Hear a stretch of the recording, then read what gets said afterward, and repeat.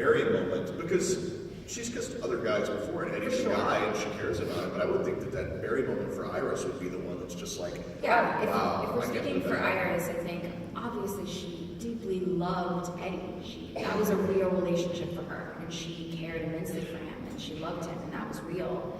But I think, there's something destined between her and Barry, and a kiss between those two. It's gonna feel differently than it felt with Eddie, for sure. OTP. I don't even know what is that. One true pairing. Okay. We got you. OTP, girl, OTP. One true pairing. Hello, my name is Jacob. So I was just wondering, did it feel different when you were like Speed Force Iris? Because in Speed Force Iris, you were like, hey dude, I'm serious. He fit right in at Star Labs. when you're at Iris and he's talking about that thing that blows up heads, you're like, what does that mean? And Speed Force, he was just like, hello. Yeah, that was good, man. That was a great episode. That was a great really good episode. That episode was directed by Kevin Smith. Have you seen it? He's here at the club. Is Jason with her? Yeah. Okay, I have to go say hello. Who's gonna be the That episode was by far one of my favorites to shoot. I mean, Kevin was a fan of The Flash and of this show, and so to have someone like that step on set and be excited and passionate. I mean, we were almost at the end of the season, so we're excited, but we're tired. And so it was nice to have someone show up and be invigorated and excited. And Speed Force Iris, there's no roadmap to do that. So I did my best, I guess. On a show like that, how much freedom do individual directors have to really put their stamp on it? I think directors have a lot of freedom. Whether they take it or not, it's kind of up to them. I think you want to stay true to the show that the audience has been watching for 2 seasons, but you also kind of want to put your spin on it if you were daring enough to do it. And I think Kevin was able to do that. He wasn't afraid to change a line to make it better, or to offer a line suggestion, and adding a line to make the show better, or funnier, or just try something different. And I think that came through. There's a line that I have with Cisco when we're going to the morgue, where Cisco's like, get behind me, I'll protect you. And I'm like, you get behind me! That wasn't scripted. That was something that Kevin wanted to throw in. He's like, I want Iris to be strong. I want to put this line in for my daughter. And I was like, yes, let's do it. And I think that's one of the really funny moments of that episode. And you never really see Iris and Cisco have that kind of chemistry. And I think a lot of that was created by Kevin in that episode. Hey Candice, my name is Dorian. I'm from Geeks of Color, and I just want to say that you did a great job of representing just African American women and just being just having that diversity, because representation does matter. But my question for you is just now that Supergirl is in the CW and she is on Earth 3, like if you were ever to pop up on that show, what would you want Earth 3 Iris to do? What would you want her job to be? Like, not a police officer, not a journalist. What would you want her to do? Cherry picking Iris's role on Earth 3. Nubian Queen. I got you, girl. I mean, I feel like she could be an Amazonian. Oh. Maybe that. I might pick that one. I love you, by the way. I'm sorry, I'm not as Okay, so my question was, were there any scenes that were just ridiculously fun for you to film, looking back at this last season or the season before? Like your favorite scene to film? Favorite scenes? Oh man, I feel like Iris has been crying a lot. So. Which you're great at, by the way. Hands down. I don't know if I have a favorite scene, to be honest. It all kind of mushes together. I have an overall feeling of joy when, I'm with everyone when we're shooting in Star Labs. Tom is such a child. I know he comes off as super professional and put together, but he's such a kid at heart. It was so funny, and he never gets tired. And so, I don't know, just listening to him crack jokes all day, that's a memory that I'm going to take with me, especially season 2, because I didn't really get to work with Tom very much in season 1. So I have just an overall memory of laughing hysterically at Tom. I'm going to let the Jedi there be the last question, because we're about to wrap up. Sorry, folks. But she's signing. She's here. You're going to be here through tomorrow. Right? It's 1:41. Okay, let's make it quick. Maybe we can get some more in. Okay. I'll talk fast. Okay. No. You go. Go. Great, really nervous. So I really enjoy Iris and Wally's relationship. It reminds me of me and my brother. But we never got the entire West family, Francine included, in the same room to reconcile before she died. I was just wondering, was there a scene written like that and it just didn't make it into the episode? No, there wasn't a scene written like that. And Keenan always jokes, he's like, I never even met my mama. They never had a scene together. But yeah, no, it wasn't written, unfortunately. I know. Thank you.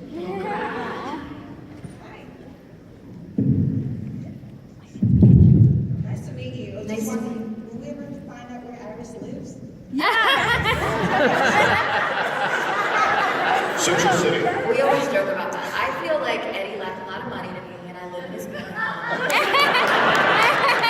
what I tell myself anyway. That's how I justify her wardrobe. Her wardrobe is bomb. I'm sorry. Hi. Hey. How does it feel to have the fastest man on earth liking you? Let me tell you, it's pretty darn good. He better not be the fastest in all things. You're welcome. Thanks. I didn't hear that. What did you just say? Take a couple more. We'll take the two ball cap guys. I'm sure I am, guys. I'm sure I am. Oh, purple shirt guy. I remember you. Hi, Candice.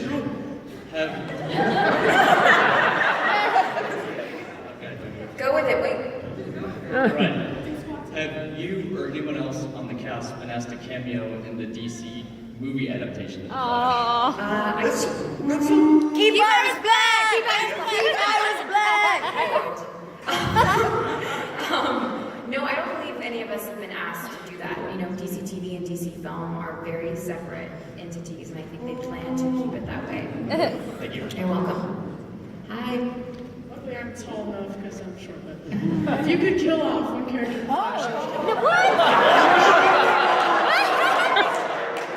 Say Zoom.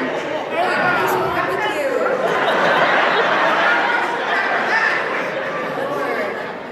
Lord. Zoom? Yeah, he's dead. Hi Candice, love the Flash, love you. So, with season 3 going to be a Flashpoint type story, possibly, maybe, who knows. Will we possibly see your character and Eddie back together? No! Conflict is such a big part of storytelling. And the thing is, with Barry, and I'm not meaning to answer for you, but I want to kind of redirect this question a little bit. With Barry finding himself in a new timeline, knowing what just happened with his relationship with Iris, because to him that knowledge is all, that happened the day before. That was like yesterday to him. Right. And he's stepping into this new situation. You know, if she ends up becoming attracted to Eddie and all that stuff begins to play out in the same way, and we experience that conflict again, that's the heart of good storytelling.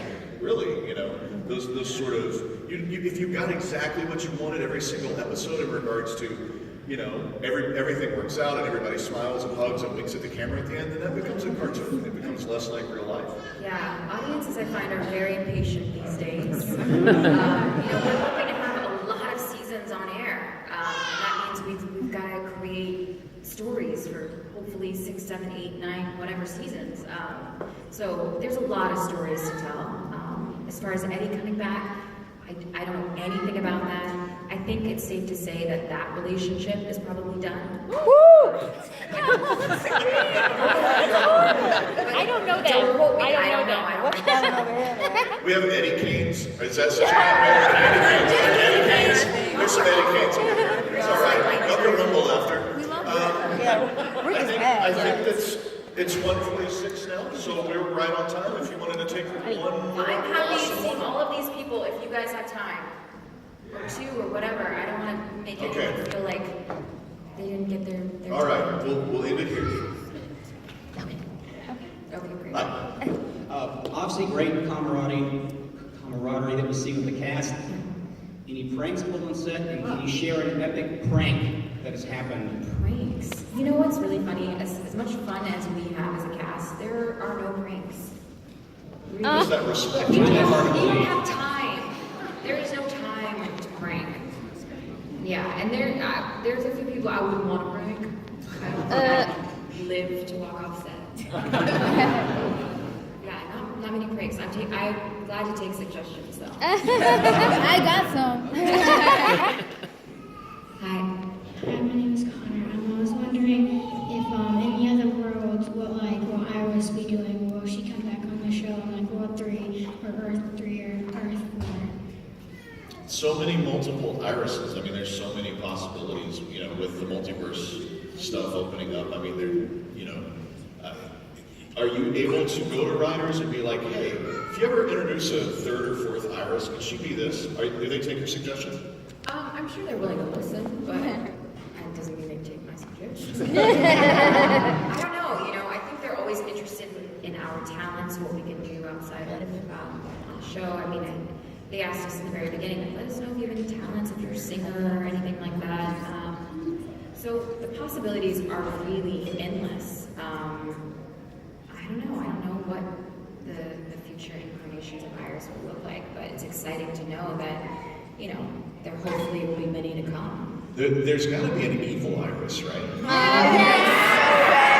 And Evil Barry, Bonnie and Clyde. I would love it. I would love it. Very, very nice. Well, thank you for your question. And thank you, Candice Patton.